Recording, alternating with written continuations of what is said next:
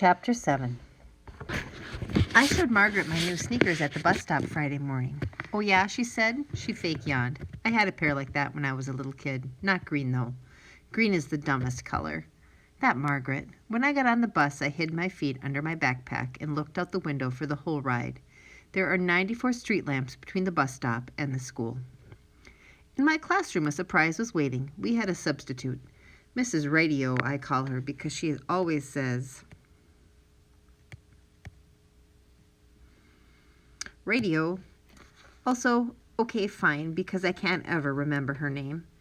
It was a good surprise for two reasons. First, because when she read my teacher's instructions, she said, "I'm sorry, but we're not going to be able to have a run-through of the last acts for the talent show. It will be a miracle if I can even figure out what the heck we're supposed to be doing for classwork." The second reason was that seeing Mrs. Radio in the front of the room gave me the most astonishing idea of my entire life. I raised my hand. "Yes," Mrs. Radio said. "I need to go to the principal's office," I told her. "Radios," Mrs. Radio said. "Substitutes don't ask you why about things." I walked down the hall, which was very hard because my new sneakers wanted to run, and I knocked on Mrs. Rice's door. "I have new sneakers," I told Mrs. Rice. "I see that," she said. "Do you have a note?" "Nope, I just came to tell you that tomorrow night I'll be sending in a substitute." "A substitute?" "Right, a substitute, like my teacher sent a substitute today."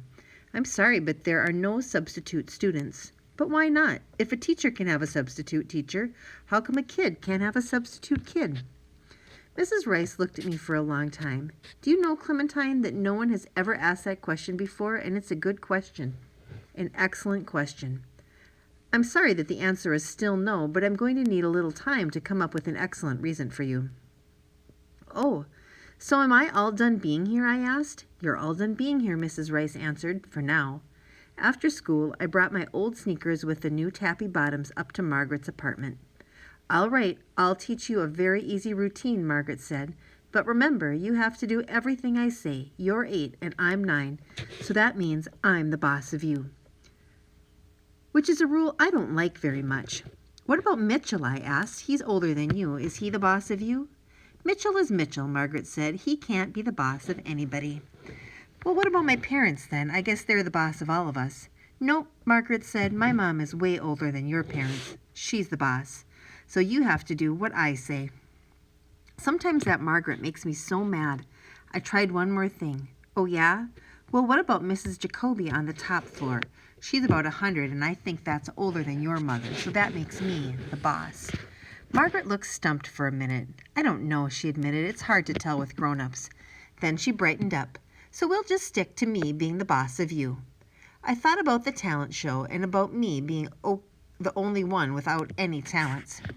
"Okay, fine," I said, "for today."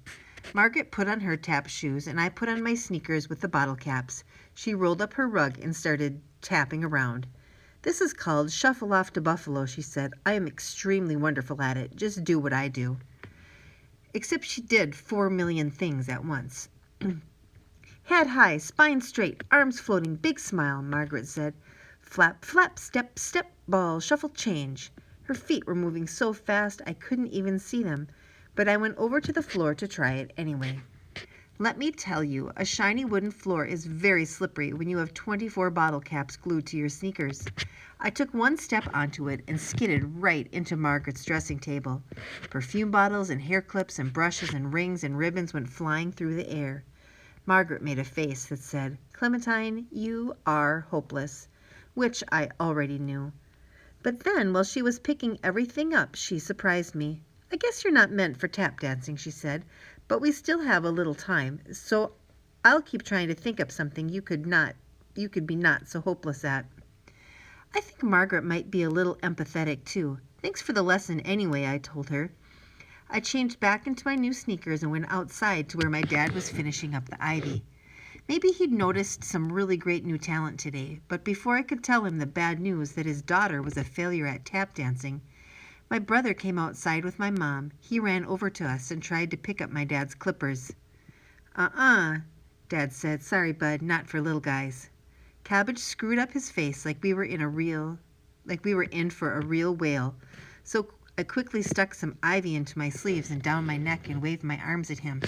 I went staggering around crying, "Help, help! I swallowed some ivy seeds." This made him laugh so hard he forgot all about the wailing. "Now that," my dad cried, "see? There's another talent you have, Clementine. Nobody else in the world can make your brother laugh like that." "Dad," I reminded him, "that's not something people perform on a stage." And then I remembered Joe. "Hey, Mom," I said, "could Beats still have an accident?"